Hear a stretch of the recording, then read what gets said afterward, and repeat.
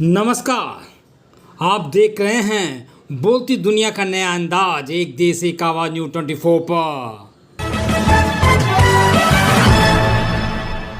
कानपुर के Kalyanpur NS palace आवास विकास में समाजवादी बाबा साहेब अम्बेडकर वाहिनी समिति द्वारा कार्यकर्ता प्रशिक्षण शिविर का आयोजन किया गया, जिसमें मुख्य अतिथि के रूप में अम्बेडकर वाहिनी के राष्ट्रीय अध्यक्ष मिठाईलाल भारती रहे तथा संचालन कर रहे प्रोफेसर आरपी सिंह, राजा रामपाल पूर्व सांसद, कमलेश दिवाकर पूर्व विधायक, आरपी कुशवाहा पूर्व विधायक, नरेंद्र पाल सिंह प्रत्याशी भोगनीपुर, प्रमोद यादव पूर्व ब्लॉक प्रमुख मैथा कानपुर देहात, जगत सिंह यादव पूर्व जिला प्रधान ग्राम पंचायत सुजान शिवराजपुर, नरेंद्र सिंह यादव, डॉक्टर प्रताप सिंह, शकुंतला कमल प्रधानाध्यापक प्राथमिक विद्यालय रूरा कानपुर देहात, अर्चना रावल महिला जिला अध्यक्ष कानपुर, कल्पना दुबे वरिष्ठ उपाध्यक्ष, शिवानी महिला सभा सदस्य,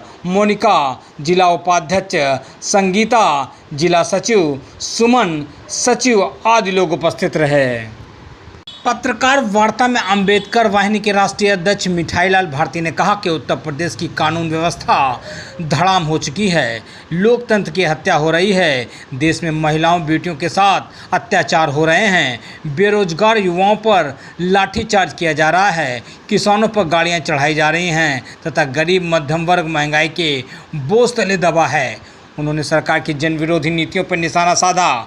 वहीं पर पूर्व सांसद राजा रामपाल ने कहा कि यह देश संविधान से चलता है, अराजक तत्वों से नहीं। भारतीय जनता पार्टी जुमलों की पार्टी है तथा पूर्व विधायक कमलेश दिवाकर ने कहा, भारतीय जनता पार्टी की सरकार में पूरे देश में हिंसा हो रही है, मणिपुर की आग अभी ठंडी नहीं हुई है, हरियाणा में हिंसा भड़क रही है, भाजपा सरकार प्रदेश व देश में दंगा कराना चाहती है, लेकिन अब बहुजन जाग चुका है। 2024 में इंडिया जीतेगा और ऐसे भ्रष्टाचारियों को जनता सबक सिखाएगी। वहीं पर पूर्व विधायक आरपी कुशवाहा ने कहा कि लोकसभा का रास्ता उत्तर प्रदेश से होकर गुजरता है। भाजपा सरकार में दलित पिछड़ों पर अत्याचार हुआ है। बेटी पढ़ाओ बेटी बचाओ का नारा देने वाली मोदी सरकार ने मणिपुर की घटना से सिद्ध कर दिया है कि भाजपा सरकार में बेटियां और महिलाएं सुरक्षित नहीं हैं। इसका खामियाजा 2024 में भुगतना होगा। बढ़ती महंगाई तथा बेरोजगारी से पूरा देश त्राहिमाम कर रहा है।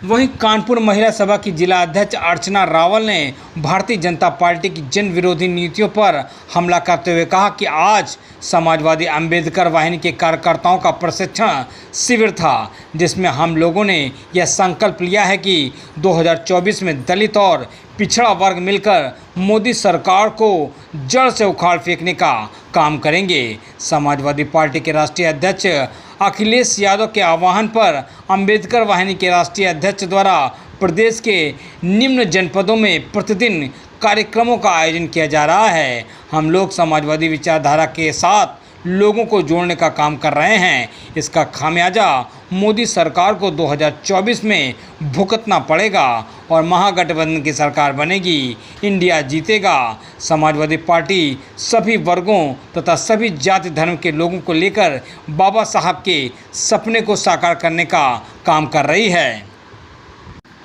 कार्यक्रम में संविधान निर्माता बाबा साहब अम्बेडकर पर अपनी गायकी की शानदार प्रस्तुति देकर कार्यक्रम को खूबसूरत बनाया और तालियां बटोरी। कानपुर से मुख्य संपादक अरविंद सिंह यादव की रिपोर्ट, एक देश एक आवाज न्यूज़ 24 पर।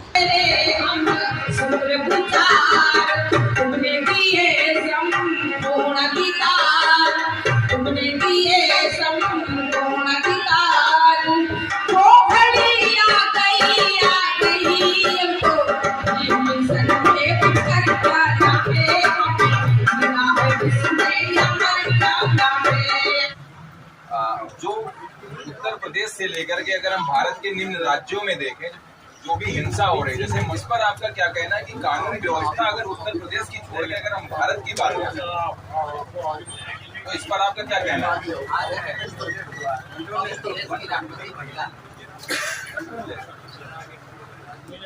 और सब तो बाहर है। दुर्भाग्य है, देश की राष्ट्रपति महिला है और वो भी आदिवासी महिला है। मणिपुर में जो घटना हुई, उसमें राष्ट्रपति जी को वहाँ में रहते हुए मैं मांग करता हूँ समाजवादी पार्टी की तरफ से एक संज्ञान लेना चाहिए। और राष्ट्रपति जी को बहुत पावर है, वो चाहे तो सरकार गिरा सकते हैं, लेकिन उन्होंने इस दिशा में पहल नहीं किया। यह दुर्भाग्य है कि भारतीय जनता पार्टी कभी दलित को राष्ट्रपति बनाएगी, कभी आदिवासी को बनाएगी, रबड़ स्टैंप की तरह बनाती। और ये रबड़ स्टैंप ये बहुत संवैधानिक बात है, बहुत सम्मानजनक बात है। मैं उस पर कमेंट नहीं करना चाहता था, लेकिन उस घटना से मैं बहुत दुखी हूँ। महामहिम राष्ट्रपति ने इसको संज्ञान में क्यों नहीं लिया, इस पर कदम क्यों नहीं उठाया, इस पर बोला क्यों नहीं। महामहिम राष्ट्रपति जी को तो वहाँ जाना चाहिए, सरकार से रिपोर्ट लेनी चाहिए। घटना हुआ मई महीने में, उजागर अब हुआ और उसमें सुप्रीम कोर्ट ने, मैं सुप्रीम कोर्ट का आभार व्यक्त करता हूँ कि माननीय न्यायालय ने, सुप्रीम कोर्ट ने स्वतः संज्ञान लिया। जब स्वतः संज्ञान लिया तो थोड़ी सी बात उजागर हुआ, कार्रवाई शुरू हुआ। अगर माननीय न्यायालय ने स्वतः संज्ञान न लेता तो जो सबका साथ सबका विकास करने वाली बात करनी, जो नारी की बात करने वाली, नारी बचाओ बेटी पढ़ाओ की बात करने वाली बात, वो अपना काम तो कर रहे हैं। इनको शर्म आना चाहिए, चूलू भर डूब के पानी मर जाना चाहिए, जहाँ इनके राज में महिलाएं। अध्यक्ष जी, एक प्रश्न और हमारा आती है। राहुल गांधी को सुप्रीम कोर्ट से राहत मिलते ही रामशंकर कठेरिया पर कड़ी कार्रवाई हो जाती है, उनको 2 साल की सजा होती है। ऐसे में क्या लगता है कि समाजवादी पार्टी से चाचा शिवपाल सिंह यादव का जो भी एक संदेश था रामशंकर कठेरिया का, उस पर क्या लगता है कि उत्तर प्रदेश में इटावा की राजनीति गरमाएगी? अब ये तो तय हमको माननीय राष्ट्रीय सचिव करना है कि कौन कहाँ से लड़ेगा, मैं इस पर नहीं बोल सकता, क्योंकि हमारे नेता राष्ट्रीय सचिव एक एक सीट की गहन चिंतन कर रहे हैं। एक एक सीट पर मंथन चल रहा है कि भारतीय जनता पार्टी को रोकना कैसे। उसको रोकने के लिए वो भागीदारी भी दे रहे हैं, विभिन्न जातियों का नारा भी दे चुके हैं, जिसकी संख्या भारी उसकी हिस्सेदार। उसके तहत टिकट का बंटवारा भी शुरू है, मंथन जारी है, सर्वे रिपोर्ट भी ले रहे हैं।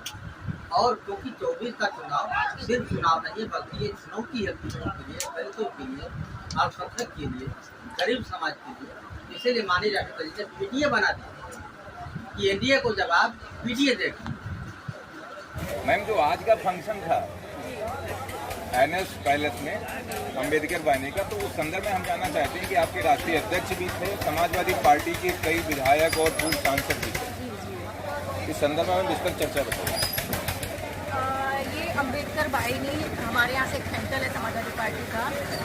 उसी सेंटर के राष्ट्रीय अध्यक्ष, अम्बेडकर वाहिनी के राष्ट्रीय अध्यक्ष मिसाइला त्रिपाठी जी आए थे, पूर्व विधायक कमलेश दिवाकर जी भी थे, पूर्व विधायक कुशवाहा जी भी थे, और सांसद जी राजा रामपाल जी थे, महिला संगठन भी था।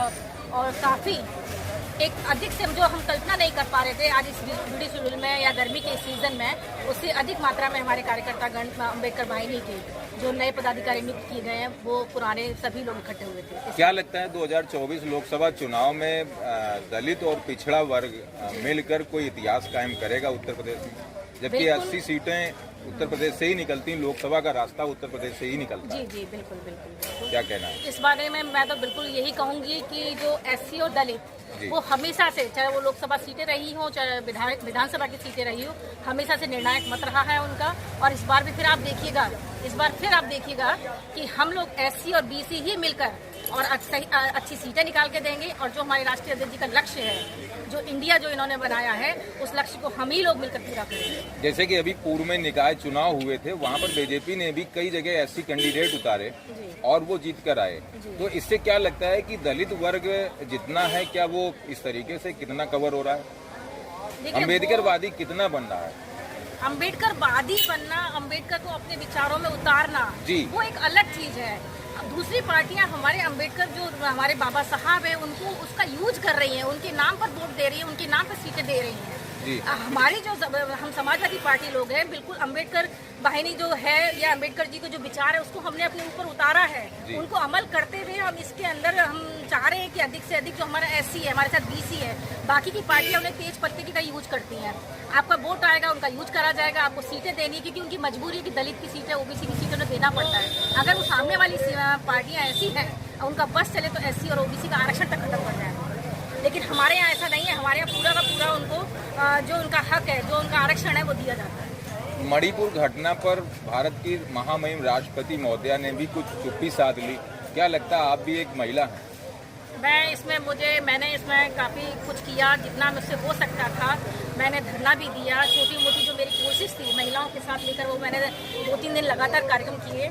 मैं राष्ट्रपति महोदय जी से केवल इतना ही कहूँगी कि वो भी एक महिला थी, उनको, वो राष्ट्रपति हैं, देश के सर्वोच्च नागरिक हैं, उनको बहुत जल्दी इसमें कार्रवाई करनी चाहिए थी। वो प्रधानमंत्री जी को तलब कर सकती थी, वो जवाब मांग सकती थी, पूरे देश से जवाब मांग सकती थी, लेकिन उन्होंने इसमें चुप्पी साधी। ये बहुत ही हमारे लिए महिला होने के नाते मैं ये कहूँगी कि इस तरीके से जो चुप्पी साधना, फिर कोई फायदा नहीं है। हम राजनीति में या पढ़ाई लिखाई करके आगे पदों पर जाते हैं, लेकिन जब आप किसी राजनीतिक पद के अंतर्गत काम करती है तो फिर उसमें पहुँचने का, यासीन रहने का कोई मतलब नहीं है।